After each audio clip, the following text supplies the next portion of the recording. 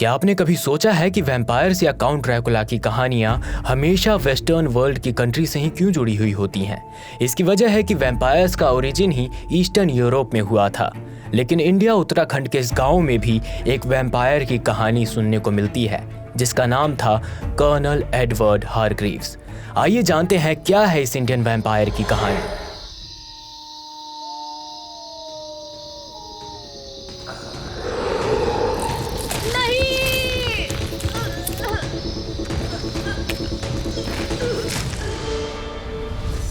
कुछ देर पहले। Colonel, colonel तुम यहाँ इस घने जंगल में क्या कर रहे हो? राधा, तुमने बापू से कुछ फाइल मंगवाई थी, लेकिन उनकी तबीयत ठीक नहीं है, इसलिए उन्होंने ये फाइल मुझे तुम तक पहुँचाने के लिए कहा। तो तुम रूम पर फाइल रख कर जा सकती थी। अरे बाबा, तुम वहाँ नहीं थे। किसी ने बताया, मेरा मतलब है कि राकेश ने बताया कि तुम इधर जंगल की तरफ आए हो। इस छोटे से गांव में अकेले वक्त बिताने का मौका कहाँ मिलता है, इसलिए आ गई बस। कर्नल एडवर्ड हारग्रीव्स एक ब्रिटिश सीनियर ऑफिसर था जो उत्तराखंड के चमोली गांव के रेजिमेंट को लीड कर रहा था। सालों वहां रहने की वजह से उसे हिंदी भाषा अच्छे से आ गई थी। वो मात्र 26 साल का था और उसकी नीली आंखें हर किसी को उसकी ओर खींच लेती थी। पूरे गांव की लड़कियां उस पर मरती थीं। उनमें से ही एक थी राधा, जिसके पिता कर्नल की टीम का हिस्सा थे। कर्नल का राधा के घर आना जाना लगा रहता था। वो दोनों खुद नहीं जानते थे कि कब उन्हें एक दूसरे से मोहब्बत हो गई थी। यहाँ कितना अंधेरा है, तुम यहाँ कर क्या रहे हो? चलो यहाँ से चलते हैं। Yes, it's too dark. Please यहाँ से चली जाओ, मुझे अकेला छोड़ दो। कर्नल आसमान में देखता है जहाँ चांद धीरे धीरे बादलों के पीछे छुप रहा है। अरे, तुम्हें यहाँ अकेला क्यों रहना है? जाओ यहाँ से। लेकिन Do you really love me? Colonel की ये बात सुनकर राधा शर्मा गई। कर्नल ने धीरे से उसका हाथ पकड़ा और उसे अपनी ओर खींच लिया। उन दोनों के चारों ओर हवा बहुत तेज चल रही थी। कर्नल ने उसके होठों को अपने होठों के पास ले जाते हुए अचानक उसे एक पेड़ से टिका दिया। राधा ने अपनी आंखें बंद कर ली। Sorry. कर्नल ने धीरे से बुदबुदाया और एक बार फिर से चांद की ओर देखा। कर्नल की आंखों का रंग पूरी तरह से नीला हो चुका था। उसके चेहरे का भाव किसी जंगली जानवर जैसा हो गया था। ये तुम्हें क्या हो रहा है? राधा ने अपनी आंखें खोली। कर्नल का ये रूप देखकर वो डर गई और अपने कुछ कदम पीछे ले लिए, लेकिन तभी कर्नल अपने निकले हुए दांत उसके गर्दन में गड़ा देता है। अगले ही पल राधा की मौत हो गई। सब कुछ खून से सना हुआ था, लेकिन तभी कर्नल को किसी की आवाज सुनाई दी। कौन है तू और इस लड़की के साथ तूने क्या किया? कर्नल का मुंह खून से सना हुआ था। उसके हाथ, नाखून, कपड़े सब खून से भरे हुए थे। जमीन पर राधा की लाश पड़ी थी और उसके सामने खड़ा था एक अघोरी। पूछता हूँ, कौन है तू? क्या किया तूने इस लड़की के साथ? तो जिस जंगल में खड़ा है ये महादेव की भूमि है, तेरा सर्वनाश होगा। कौन है तू? अभी वो अघोरी कुछ कह ही रहा था कि कर्नल भूखे जानवर की तरह उस पर झपटा और जैसा हाल कुछ देर पहले राधा का हुआ था, वही अंजाम अघोरी के साथ भी हुआ। त्रिनेत्र तेरा विनाश करेंगे। हर हर महादेव। आखिरी सांस लेते हुए अघोरी ने ये कहा। कर्नल पागलों की तरह जोर जोर से रोने लगा। वो अपने घुटनों पर बैठ गया और फिर खून से सने अपने हाथ को अपने चेहरे पर लगाने लगा। मैं एक वैम्पायर हूँ। मैं एक वैम्पायर हूँ। कर्नल दुनिया की नजरों से छिपकर एक छोटे से गांव में रह रहा था। एक ऐसा गांव जहां रोशनी बड़ी मुश्किल से पहुंचती थी। वहां के लोगों के बीच उसने अपनी एक नेक दिली और भरोसेमंद इंसान की छवि बना रखी थी, लेकिन किस्मत को शायद ये सुकून मंजूर नहीं था। एक दिन कर्नल के ही हाथों उसकी मोहब्बत राधा की हत्या हो गई। उस पल के बाद से ही उसके भीतर एक ऐसी आग ने जन्म लिया जो अगर भड़की तो पूरी दुनिया को राख में बदल सकती थी। अगली सुबह राधा और उस अघोरी का अंतिम संस्कार हो रहा था। दोनों की चिताएं जल रही थीं। एडवर्ड दूर खड़ा उन जलती चिताओं को यूं देख रहा था जैसे वो इन सब से अनजान हो।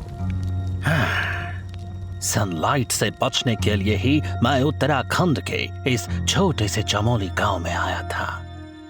मैं ट्राई करता हूँ खुद को रोकने की, पर न जाने शाम होते ही मुझे क्या हो जाता है। हाँ, मैं एक वैम्पायर हूँ। ये हकीकत है, लेकिन मेरे अंदर एक दिल भी धड़कता है। राधा, मैं तुमसे प्यार करता था, तुम्हारी जान नहीं लेना चाहता था मैं, कभी भी नहीं। एडवर्ड अब भी अपने आप से बात कर ही रहा था कि तभी उसकी नज़र अघोरी की जलती चिता पर टिक गई।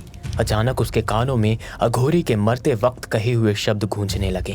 त्रिनेत्र तेरा विनाश करेंगे, तेरा अंत उन्हीं के हाथों लिखा है। हर हर महादेव। एडवर्ड ने अचानक अपने कान बंद कर लिए, लेकिन तभी उसे महसूस हुआ कि उसकी आंखों का रंग बदल रहा है। उसके हाथ पांव में एक अजीब सी ताकत भरती जा रही थी। कल रात उस अघोरी का खून पीने के बाद ऐसा लग रहा है मानो मेरी पावर दोगुनी हो गई हो। इतना कहने के बाद कर्नल ने एक नजर अपने हाथों पर डाली। उसकी नसें उभर आई थीं। अपने हाथों को देखते हुए उसने मुट्ठी भींच ली और खुद से बड़बड़ाने लगा।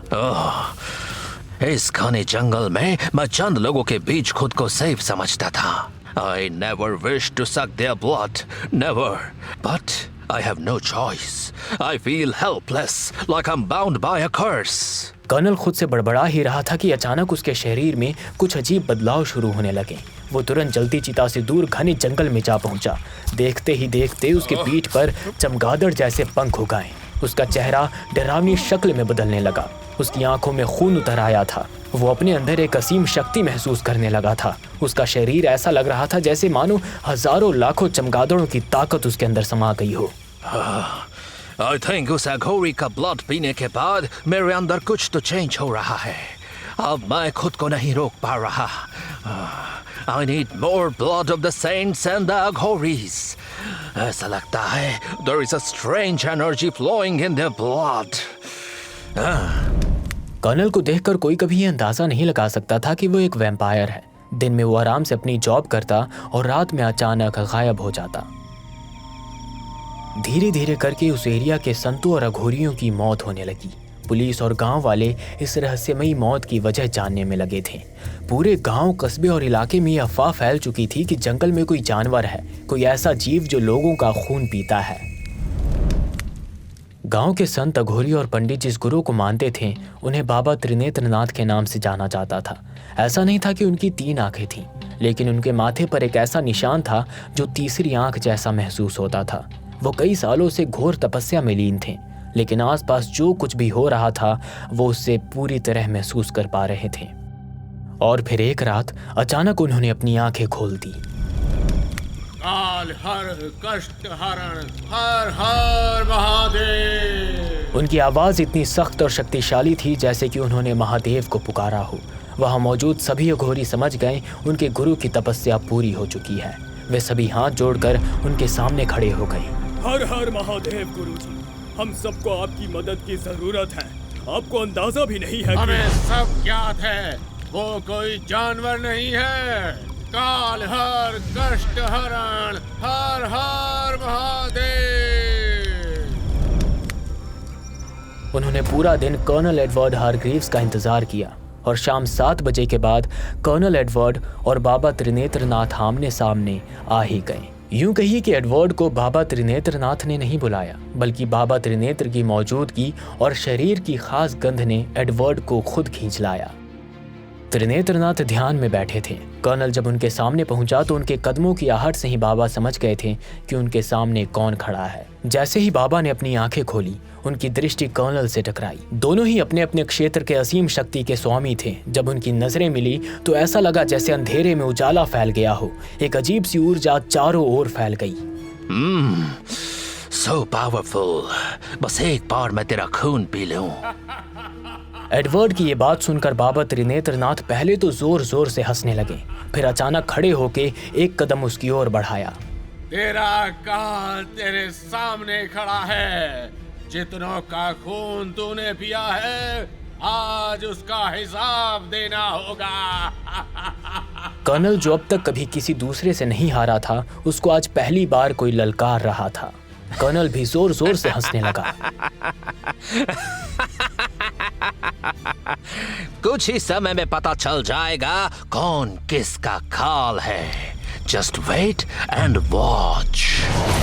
इतना कहते ही कर्नल बिजली की रफ्तार से त्रिनेत्रनाथ की ओर झपटा, लेकिन उसकी दुगनी रफ्तार से बाबा अपनी जगह से हट गए। कर्नल को अपनी आंखों पर यकीन नहीं हुआ। बाबा त्रिनेत्रनाथ कोई साधारण अघोरी नहीं थे। 2 वर्षों की तपस्या से तपे हुए एक योद्धा थे। दिखने में पतले होने के बावजूद उनके शरीर में 4 हाथियों जितनी ताकत थी। उनके हाथ में एक तेज त्रिशूल था। गुस्से में बाबा ने एक मंत्र गुनगुनाया और त्रिशूल को जमीन पर जोर से मारा। पल भर में वहां की धरती फट गई। वहीं कर्नल भी आसानी से हार मानने वाला नहीं था। उसने फिर से अपनी जगह बदलते हुए बाबा पर फिर से वार करने की कोशिश की, लेकिन वो बाबा के करीब तक भी नहीं पहुंच पाया। त्रिनेत्रनाथ ने अपने चारों ओर भभूत से एक दिव्य कवच बना रखा था, एक अंतरिक्षीय ऊर्जा से घिरा जिसे कोई आम शक्ति तो क्या, एडवर्ड जैसा वैम्पायर भी भेद नहीं सकता था। ये क्या है? ये कोई आम आदमी नहीं है। अभी इससे भिड़ना ठीक नहीं है, लेकिन अगर इसका खून मिल जाए तो I can rule the whole world. Colonel एक गहरी कश्मकश में फंस गया था। उसका लालच उसे बाबा की ओर खींच रहा था, लेकिन उसका दिमाग वो उसे वहां से भाग जाने को कह रहा था। तेरे कर्म ही तेरी तकलीफ का कारण है। तू जो है उसमें तू खुद खुश नहीं है। जितनी पीड़ा तू दूसरों को देता है उससे कई गुना ज्यादा दर्द तू खुद सहता है। अब समय आ गया है जब तेरी मुक्ति ही तुझे तेरे कर्मों से आजाद करेगी। इतना कहने के बाद बाबा ने एक मंत्र पढ़ा और त्रिशूल को तेजी से एडवर्ड की ओर फेंक दिया। जैसे ही त्रिशूल एडवर्ड से टकराया, आसमान में बिजली चमकने लगी, तेज बारिश शुरू हो गई, धरती कांपने लगी। माहौल ऐसा हो गया जैसे 2 खतरनाक शक्ति टकरा गई हो। एडवर्ड तड़पने लगा। उसकी चीखें पूरे जंगल में गूंज उठी और वो वहीं फटी धरती में समा गया।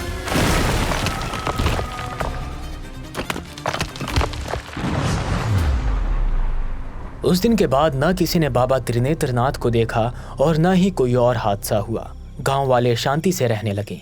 लेकिन एक दिन करीब 3 साल बाद एक 12-15 साल का लड़का बकरियां चराते हुए उसी जगह पहुंच गया जहां एडवर्ड धरती में समा गया था। बहुत थक गया हूँ, कुछ देर आराम कर लेता हूँ।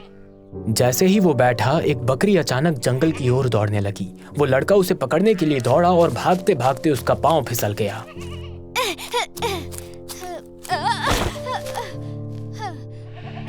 वो जहां गिरा उसे जमीन पर एक चमकता हुआ पत्थर दिखाई दिया। जैसे ही उसने पत्थर उठाया, उसमें से एक तेज रोशनी निकलने लगी। डरकर उसने पत्थर जमीन पर फेंक दिया। जैसे ही पत्थर जमीन से टकराया, एक बार फिर से जोरदार रोशनी फैली। लड़का डर के मारे भागने लगा, लेकिन तभी उसे एहसास हुआ कि कोई उसी के रफ्तार से उसके साथ दौड़ रहा है। वो रुककर जैसे ही पीछे मुड़ा, कर्नल एडवर्ड हारग्रीव्स वहां खड़ा था। उसके 2 नुकीले दांत बाहर निकले हुए थे और वो मुस्कुरा रहा था। थैंक यू मुझे फ्रीडम देने के लिए। कर्नल जोर जोर से हंसने लगा और जंगल में उस लड़के की एक भयानक चीख गूंज उठी।